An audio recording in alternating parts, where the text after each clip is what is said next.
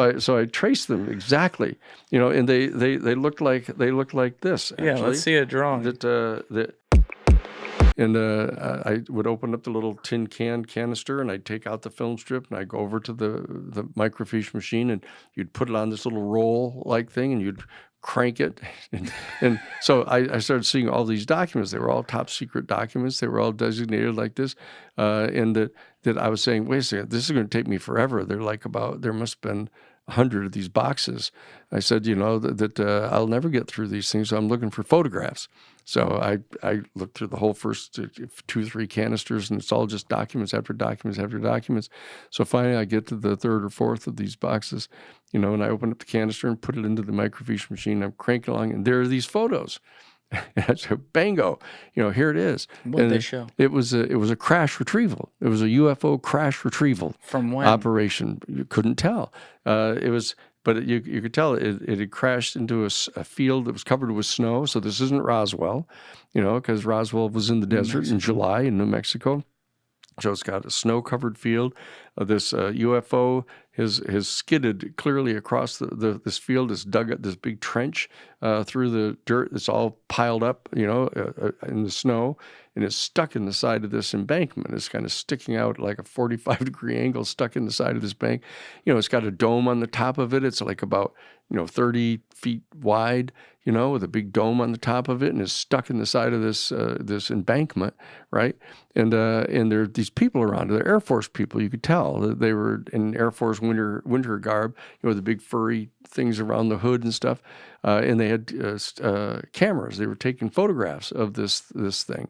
And did it look like they were wearing at that time like more modern clothing? No. The camera. They had a movie camera. One of the guys had a movie camera, and it had these two little canisters, these little round canisters, like on the top of it, like it looked like the late 1940s or something like that. One of these little movie cameras. So that was how it looked. It looked like late 40s or early 50s or something, in that there were two of these guys that had the still photo cameras that were taking pictures of it. One other guy had a camera, but he wasn't doing anything. And then there was a fourth guy that had the movie camera with the little round canisters on the top of it. And so I could see it. And what I did is I noticed there were at least three photographs of this crash retrieval.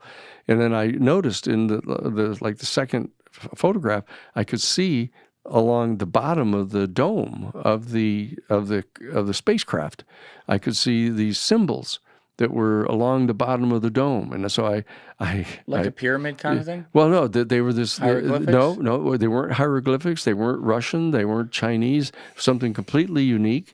And what I did is I looked at it and I said, "Wow!" I said, "Look at this is extraordinary." So I took the microfiche focus, and I took out the yellow pad, and I opened up the yellow pad to the inside cardboard background, and I slid it in underneath the microfiche machine, and I focused it down so that it was exactly onto the back of the cardboard, and I traced them. I traced the symbols, absolutely legal? Identical. It was legal. I'm the lawyer. I made a ruling, unilateral ruling, that I was going to trace them. So I traced them exactly, and they looked like this. Actually. Yeah, let's see a drawing. That here's the. Wait, hold on one sec.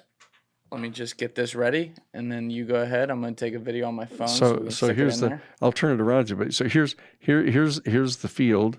And you can see in the field, you can see this big trench has been dug, all the way down through the center of the field with the dirt all turned up around it like this. And here's the craft. The craft is like this, and it's like this whole classic flying saucer just stuck into the side of this embankment like this, right? And it's skidded all the way across this field. And all along here, right along here, about the bottom of the saucer, you could see these symbols, and they were like this. They were like.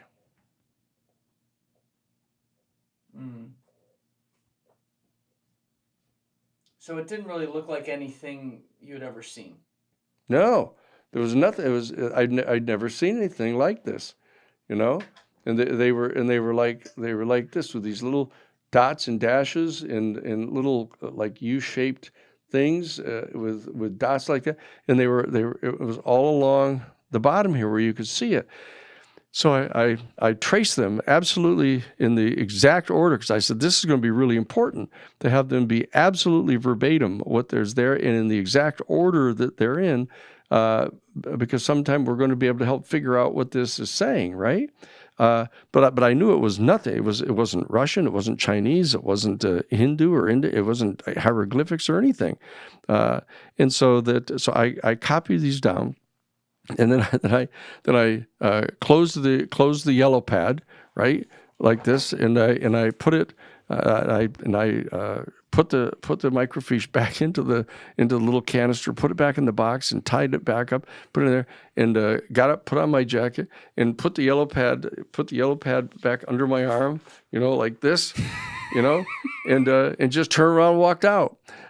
No one stopped you. Well, they were totally shocked. I mean, because I'd only been in there like an hour or something, a little over an hour, and I just walked right straight past the guys, and they were both they were both standing with their back to the door, kind of guarding it, right? Not that there was anybody around, but that was their job. And so I just walked right on past them, and I leaned down and I picked up my briefcase that was standing there. So I picked it up and just kept on walking down the hall. All of a sudden, one of the guys goes, "Hey, hold it. Sheehan, hold it. What is that you got there?" And I said, "Oh, this is my briefcase. I just picked up my briefcase. It was there." He said, No, what do you got? And they both come over to me, and they kind of loom in over me. And one of the guys reaches out and he yanks the yellow pad out from under my arm like that. He yanks it like this and opens up and flips through the yellow pages. There's nothing on them, of course, and then hands it back to me like that. Oh, he didn't look at the cardboard. No, and it was on the inside of the cardboard, and so he just hands it back to me, and so I just put it back under my arm and picked up my briefcase and just kind of went on down the hall and got down to the elevator and was just hoping I was going to make it out of there, and pushed the button. The elevator came. I went up, went out of the hall. The other two suits were gone. Do you still have that? I brought it back to Jesuit headquarters. We put it in the Jesuit files, and then we brought the Jesuit files to California with us later on, and we put them in a big storage place in Riverside. And there was a gigantic, big storm. Those whatever they call them, storms they have in California, that washed out part of the files.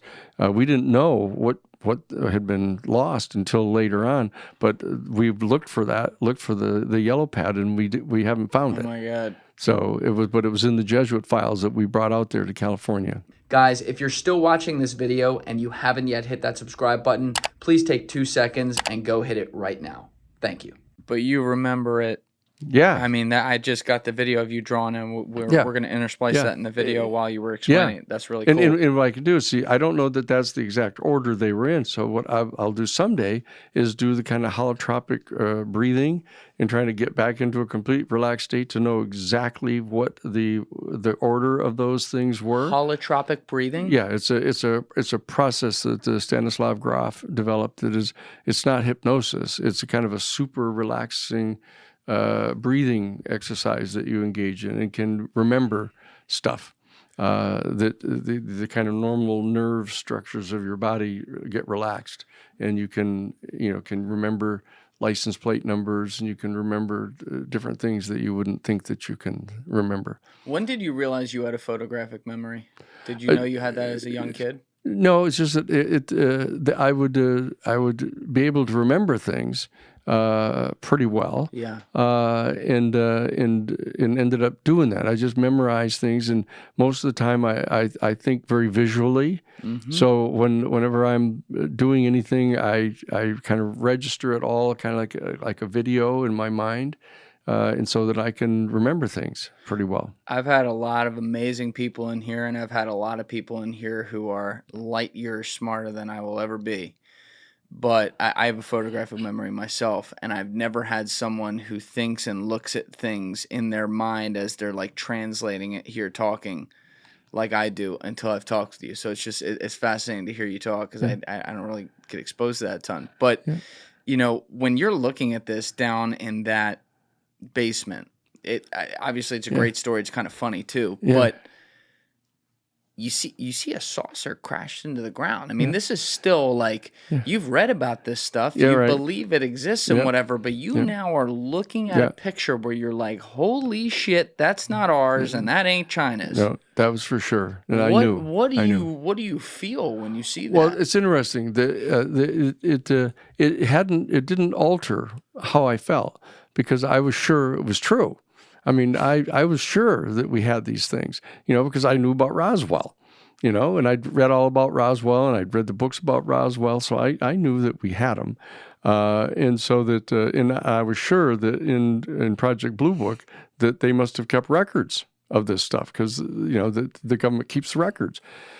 So when I saw it, but I did know that once I saw it and I'd copied the exact symbols down like that I'd better leave. So I just said, I packed it right up and I said, okay, that's it. I got it. And I just walked right out of there.